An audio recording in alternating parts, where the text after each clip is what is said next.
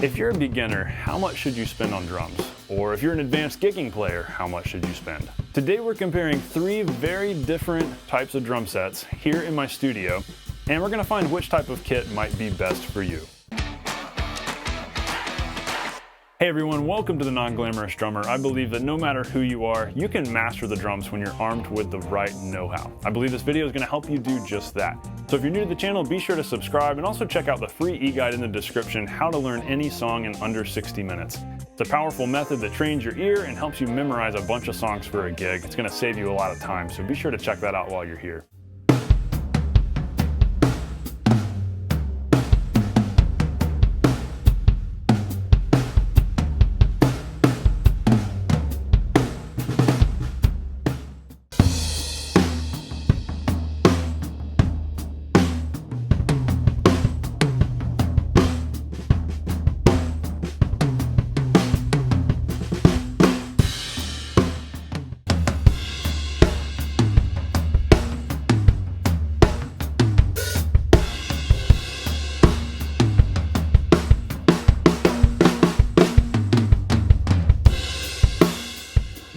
That first kit was the Ludwig Accent Combo, which is a very basic, very beginner starter kit, but one that I've had for a long time. It was really the first actual acoustic kit that I ever bought. And the thing is, it's not a bad kit, and I still use it for outdoor gigs anytime weather might be an issue and I'm having to expose the drums to direct sunlight or heat and humidity. But it's not an expensive kit. $400 will get you the Ludwig Accent Combo. That second kit was also a Ludwig, the Ludwig Breakbeats kit, which is a tiny compact kit, which is super cool. The kick drum is basically a floor tom, and the floor tom is 13 inches, the rack is 10 inches, so tiny drums, but I think they sound really cool. I think it's pretty interesting. This kit is $400 for the shell pack, so that makes it slightly more expensive than the Accent Combo, which includes hardware and everything when you pay the 400 bucks. But both of these are sort of neck and neck with price, and you could hear, the differences in between them.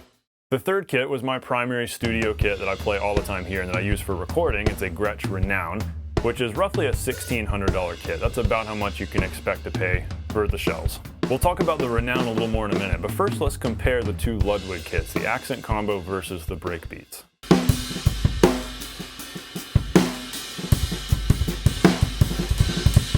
Well, the big obvious difference is the drum size. The Breakbeats drums are tiny, whereas the Accent Combo drums are the standard rock sizes, which are huge in comparison, because the Accent Combo has a 22-inch kick, 16-inch floor, 13-inch rack, versus the Breakbeats, which is a tiny 16-inch kick, 13-inch floor, 10-inch rack. But here's what's interesting. I think the Breakbeats kit has way more character and tone than the Accent Combo.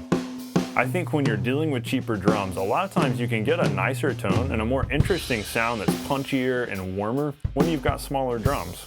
Also, although this isn't a huge factor, there are differences in shell type. Back when I bought the Accent Combo, the shells were advertised to be a mahogany and juniper combination, kind of an interesting combo. They don't list it as that now. I don't know if it's changed, but that's what it was back when I bought it in the 2000s. Now the Breakbeats, those are poplar shells. So that can definitely have an effect on it, though the bearing edge and the size of the drum has way more effect on the actual sound than the wood type does, honestly.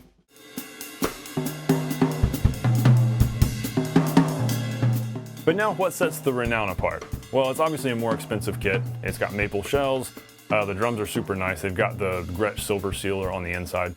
And so they're obviously a step up, but the reason why I bring these into the comparison today is because this kit, even though it's a $1,600 kit, it competes with very high-end kits. I used to play regularly on a $6,000 DW kit that I don't think sounded any better than this one. Now, DW drums are great, and I don't mean to knock them in any way, and this is not an official Gretsch endorsement either. This is unbiased and as fair as I can possibly be. I've noticed that this kit really does sound just as good as a very high-end DW kit out there. Now, if you get a super high-end kit, you're also paying for just the durability, the type of finish that's on it, the way the shells were made. You're paying for really high-quality hardware, really nice hoops, and so they're probably going to stay in tune really well. They're going to be very durable. They're going to last a long time. And so those are additional factors and additional things you get when you spend thousands of dollars. But sound-wise, it's very difficult to hear a difference between a $1,600 kit and a $6,000 kit because they're both going to sound really good, especially this particular Gretsch Renown. So, which type of kit should you buy and how much money should you spend? Well, if you're an intermediate to maybe advanced player and you're gigging a lot, you definitely want a kit that sounds nice, but I'm a firm believer in that you don't need to spend thousands of dollars to get a good kit. In this case, $1,600 got me some really good sounding shells. I love these drums. I use them for recording. They sound great recorded. The toms sound awesome. I really like this kit. $1,600. I would rather have this than have spent $6,000 on a kit that maybe sounded better, but wasn't too noticeably better. This will do it. I don't think you need to spend more than $2,000. When you get into that $1,200 to $2,000 range, you're gonna get good drums that sound really good. And once you get beyond 2,000, you're getting into minute, subtle differences and maybe even tonal characteristics that come down to personal taste. You're gonna get a quality drum that sounds good once you're up in that range around $1,500. So I want you to keep those things in mind. If you are a more advanced player and if you have the money to spend, I just want to encourage you to not just jump for the really nice kits thinking that that's going to be the best sound you can get. You definitely want to do a little bit of shopping around, but check out, kits that are in that $1,500, $2,500 range, somewhere there. Try to not even go above 2,000 and you're going to get a really nice kit that you're going to like. Back to those Ludwig kits. So what if you're a beginner or maybe an intermediate player, but you're not wanting to spend much? Maybe you're buying your first kit, or you're buying a backup kit, or you're buying a kit to use for outdoor gigs so that you're not having to worry about it getting rained on. Well, if you're looking into cheap drums, I would encourage you to seriously consider going with smaller drums. Like we were talking about a minute ago, smaller drums tend to have more tone, just more character, and easier tunability than larger drums. The Accent combo just tends to sound thuddy and kind of muddy, especially with coated heads. It's a very mellow kit, and if that's a sound you like, that's cool. But if you want something brighter with more punch, go with smaller drums. You're going to get a little bit more volume and definition and just, I think, a nicer, more interesting sound with smaller drums. Now, I'm not a drum making expert, but I think that part of the reason why this is the case is because when you're dealing with cheap drums, a lot of times what sets cheap drums apart from expensive drums is that there are going to be shell inconsistencies, bearing edge inconsistencies.